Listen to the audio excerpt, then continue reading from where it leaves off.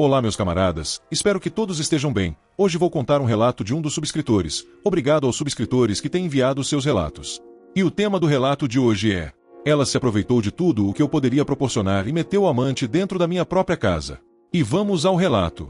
Olá amigos, o meu nome é Vitor e apenas quero compartilhar a minha história. Sei que muitos vão se identificar e outros vão conseguir aprender bastante para não cometerem os mesmos erros. Vou contar uma história que aconteceu comigo há mais ou menos 4 ou 5 anos, mas que me traumatizou por pelo menos 3 anos seguidos.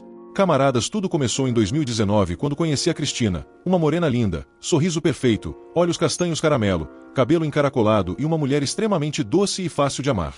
Na altura tinha 22 anos de idade, mas já era um jovem organizado. Devido à minha infância difícil, fui obrigado a me tornar um homem muito rápido. Comecei a trabalhar cedo para conquistar o meu espaço. Então nessa altura eu já morava sozinho num AP pequeno com quarto e sala, mas era muito confortável e bem decorado. Conheci a Cristina no início de 2019, mais ou menos no final de janeiro.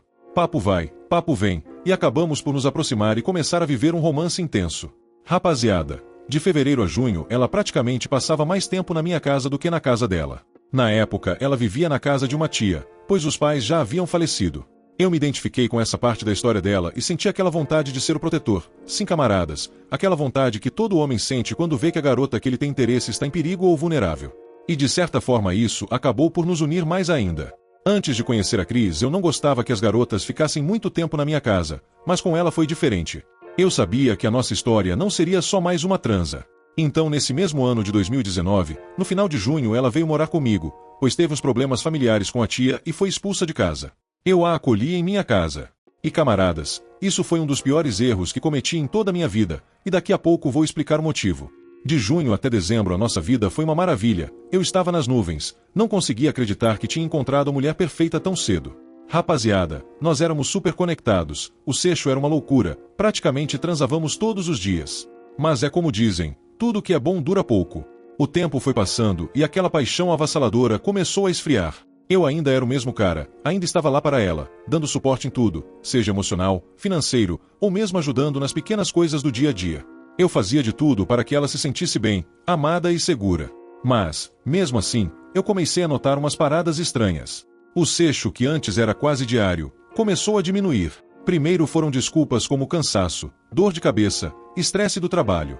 Depois, vieram as noites em que ela simplesmente virava para o lado e dormia sem ao menos me dar um beijo.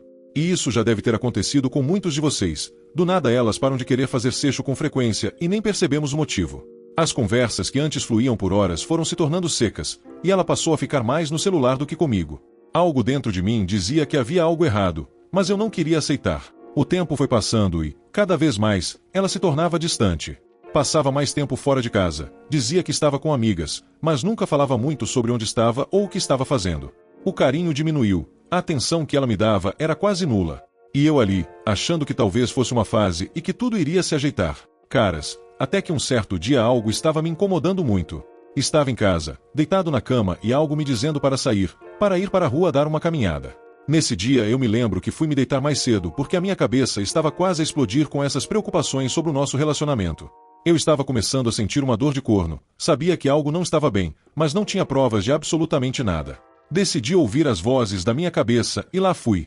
Vesti uma roupa de treino, calcei uns tênis e fui dar uma caminhada para desestressar.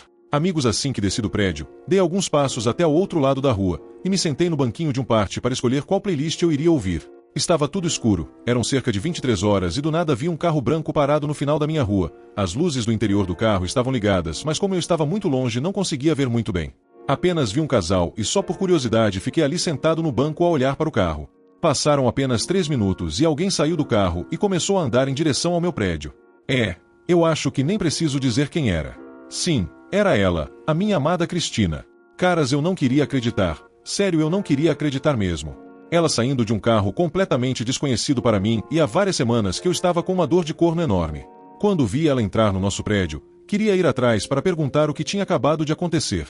Mas enfim, eu mantive a calma e pensei comigo. Eu ainda não tenho provas de nada. Se for falar com ela agora, aposto que vai negar tudo e vai dar um jeito de conseguir se proteger melhor para eu não descobrir nada. Então vou agir como se não tivesse visto nada. Nessa altura eu estava tão paranoico que comecei a seguir ela. Não façam isso, camaradas. Isso é extremamente frustrante e fui descobrindo algumas coisas. A verdade é que enquanto eu lutava para manter nosso relacionamento vivo, ela já estava se envolvendo com outro cara. Descobri, depois de muito tempo, que por mais de um ano ela flertou com esse cara pelas minhas costas. O fato de que ela fingia que tudo estava normal enquanto me colocava para escanteio me abalou muito. Acho que ela apenas estava me usando para ter a tal segurança garantida, pois eu tinha minha própria casa e algum dinheiro. O suficiente para vivermos confortavelmente. Como disse, depois de uma semana seguindo ela, eu descobri algumas coisas e comecei a ligar alguns pontos. Em vários dos dias em que eu chegava em casa e ela estava lá, eu meio que sentia um leve cheiro de perfume, principalmente no nosso quarto. E eu perguntava sempre se o meu frasco de perfume estava com algum tipo de vazamento ou algo assim. Pois era o cheiro do meu perfume que eu sentia, mas só depois eu percebi que alguém estava usando esse perfume. E não era eu. No dia seguinte que vi ela saindo do carro, eu instalei microcâmeras em nossa casa e comecei a fingir que tinha que ir mais cedo para o trabalho para ser mais fácil de seguir ela. Depois de uns 8 ou 9 dias eu recebi um alerta no meu celular. Era o aplicativo das câmeras avisando que haviam movimentos dentro de nossa casa. Neste momento eu acho que vocês já devem estar a imaginar o que estava acontecendo. Sim, ela teve a audácia de trazer o amante para dentro da minha casa. O lugar que conquistei com seu suor, o lugar onde eu dei o meu melhor para ela, virou um cenário de traição. Eu senti uma dor que não sei nem explicar quando comecei a ver as imagens. Aquela dor de corno, aquela intuição que a gente sente, mas tenta ignorar porque não quer acreditar no pior. Quando finalmente descobri tudo e falei com ela, foi como levar um soco no estômago. Ela nem tentou negar muito, apenas disse que não sentia mais o mesmo por mim, que as coisas mudaram, e que ele trouxe uma emoção que ela não sentia mais comigo. Camaradas, isso me destruiu. Depois de tudo que fiz por ela, depois de todo o amor, de todo o suporte, foi assim que ela me retribuiu. Qualquer homem na minha situação provavelmente faria alguma loucura. Mas caras, não adianta, eu ainda poderia ser preso ou algo assim. Ninguém merece ser corno e depois ser preso. Fiquei arrasado por anos, traumatizado.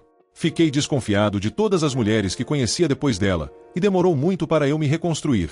Mas hoje, com a cabeça fria, eu aprendi uma lição valiosa. Mulheres são seres emocionais. Elas precisam de novidades, de emoções constantes.